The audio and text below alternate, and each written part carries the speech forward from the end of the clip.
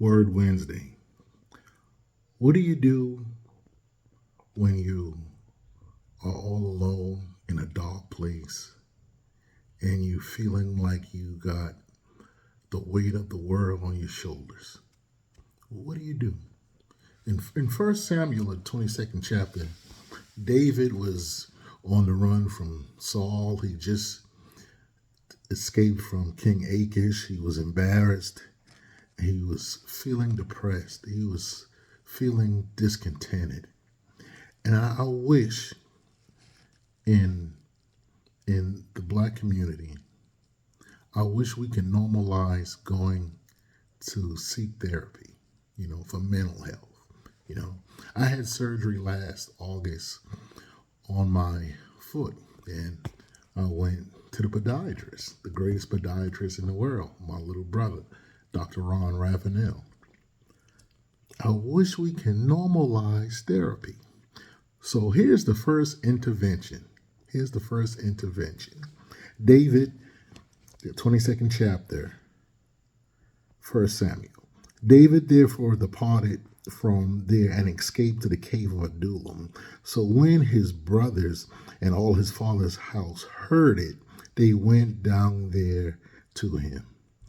I hope if you find yourself in a dark place, in a cave, whether it be whether especially if it's a mental dark place, that you have people and your brothers and your father's house. It doesn't have to be your relatives. It doesn't have to be blood related.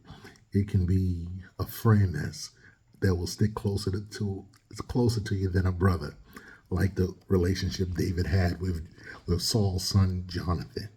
But look what happens when you go and isolate yourself. Sometimes isolation doesn't have to be a bad thing. It can be exactly what you needed.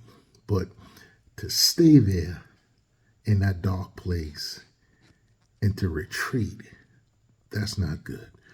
But look what happens by verse 5. Look what happens. Verse 5.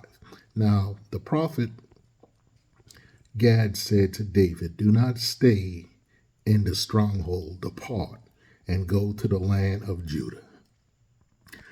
David, that cave, that place where he went to say, "Oh, woe is me," to recharge, to rejuvenate, to have a pity party, to cry, to lament, to contemplate what's going on in his life. It went from a dark place to a place in 4 verses. It became a stronghold by the time he left.